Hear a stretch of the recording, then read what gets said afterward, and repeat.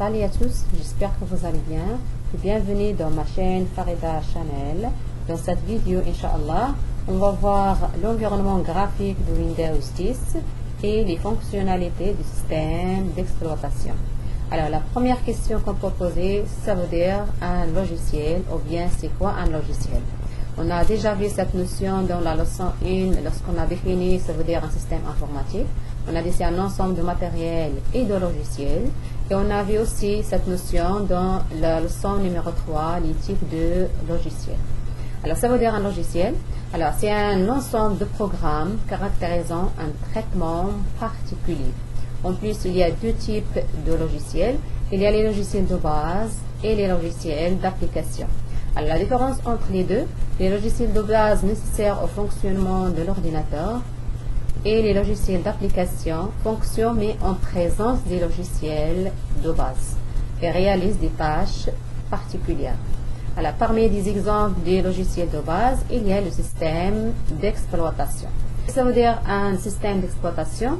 Alors c'est un logiciel ou bien c'est un ensemble de programmes permettant de gérer les ressources matérielles et les ressources logicielles.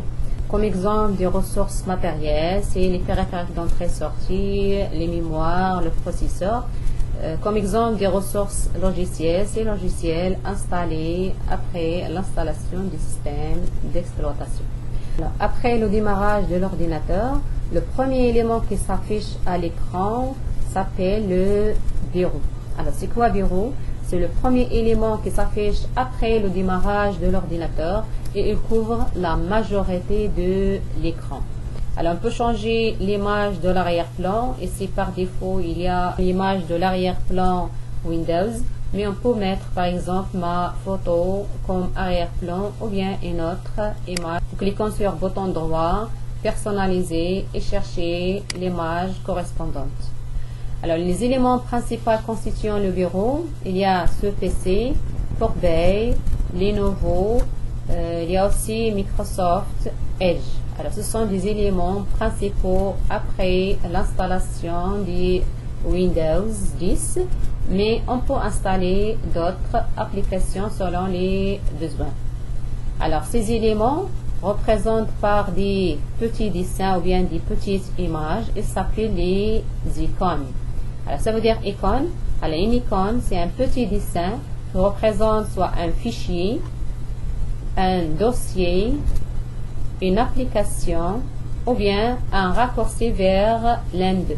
Alors, un raccourci vers fichier, raccourci vers dossier ou bien raccourci vers une application. Alors, ça veut dire raccourci. Un raccourci, c'est un lien vers un objet. Alors, objet peut être un fichier, dossier, une application ou bien un lecteur.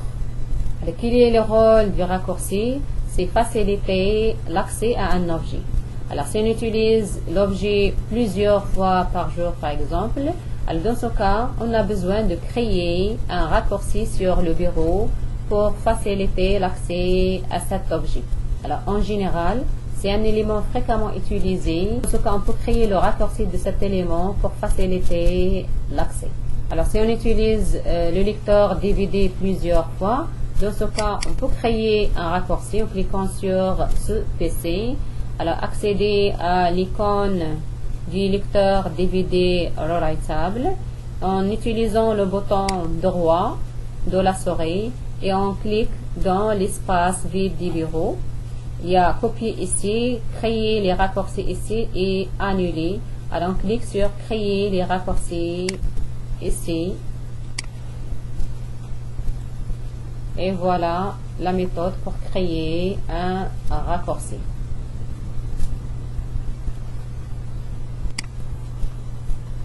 On peut supprimer en cliquant sur supprimer.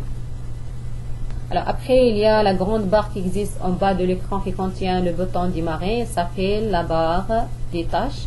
Alors habituellement, il existe en bas de l'écran, mais on peut changer l'emplacement en utilisant ces paramètres. Alors ici, position de la barre des tâches, il y a en bas. Alors on peut faire à droite, en haut et à gauche, et par défaut c'est en bas de l'écran. Alors la barre des tâches est constituée de 4 parties. En plus, pour Windows 7 il n'y a pas la zone recherchée, mais pour Windows 10 il y a, c'est-à-dire il y a le bouton démarrer, la zone recherchée pour Windows 10, la zone de lancement rapide, il y a des boutons pour faciliter l'accès, il y a la zone de fenêtre et la zone de notification. Le bouton démarrer pour afficher le menu démarrer, la zone de rechercher pour faciliter la recherche dans l'ordinateur, il y a les boutons d'accès rapide.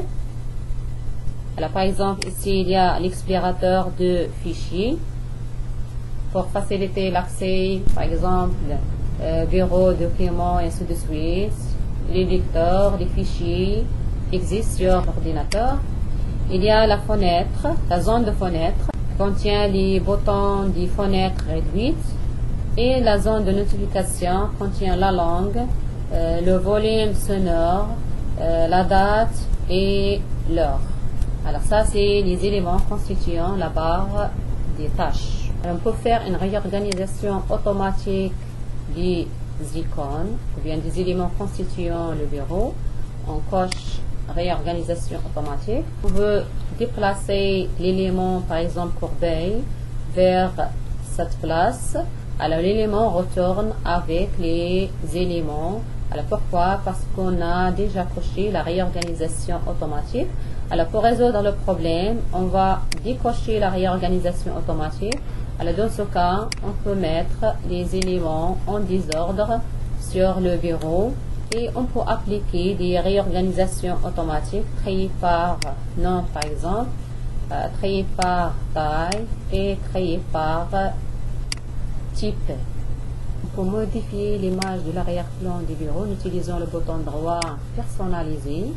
Après, il faut choisir l'image correspondante.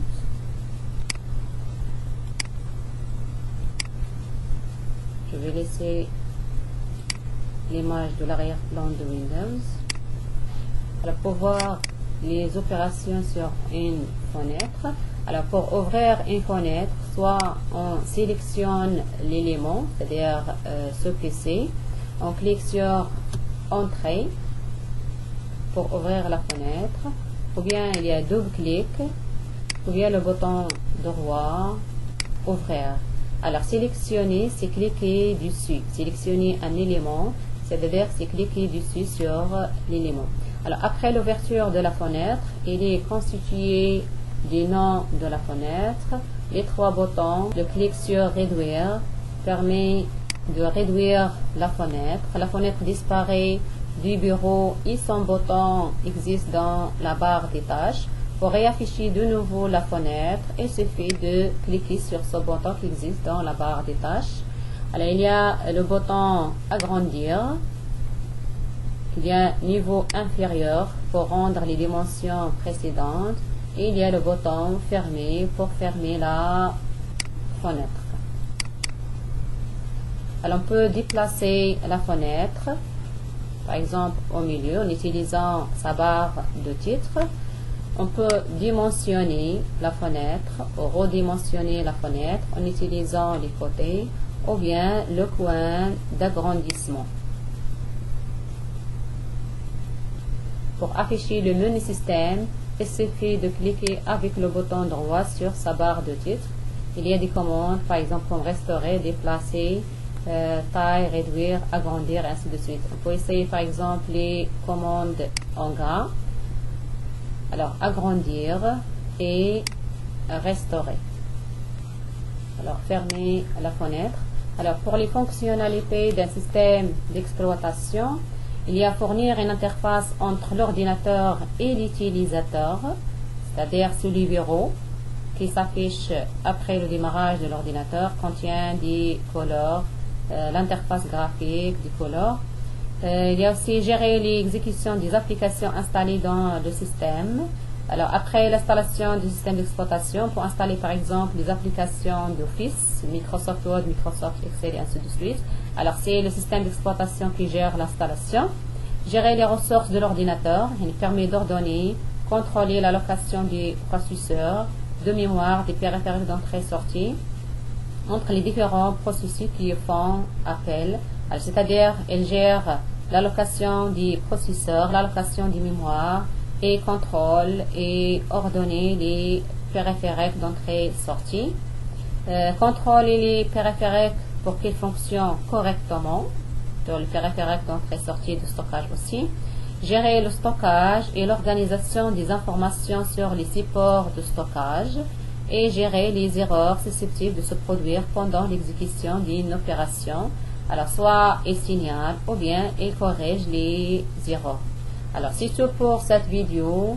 N'oubliez pas d'aimer ma vidéo et de s'abonner dans ma chaîne et activer la cloche pour recevoir mes nouvelles vidéos. Et à la prochaine, Inch'Allah.